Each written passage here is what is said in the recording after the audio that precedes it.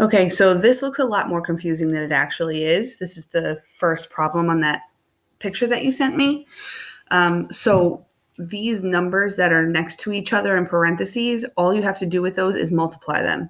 When you have numbers next to each other that are inside, when their parentheses are next to each other, you just have to multiply them.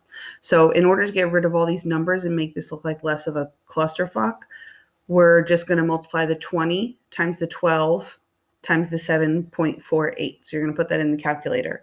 And when you do that, you would come up with 1,795.2.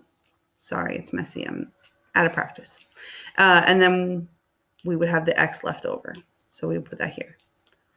And you should get into the habit of rewriting all of this other stuff that you haven't worked out. It just makes it a lot easier to figure out what you have to do next. So when you have the number next to the variable, that means that you're multiplying it.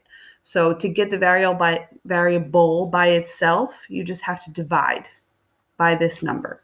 So you have to do whatever the opposite operation is. If it was divided before, you would multiply it. If it was adding, you would subtract it.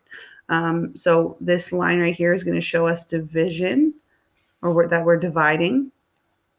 So this is 1,795.2, right? I'm dividing it by itself, and that technically would give us a 1, but it's really just going to leave us with the x.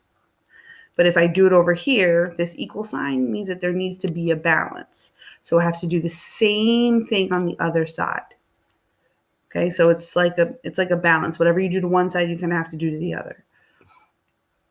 So I'm going to divide over here by 1,795.2.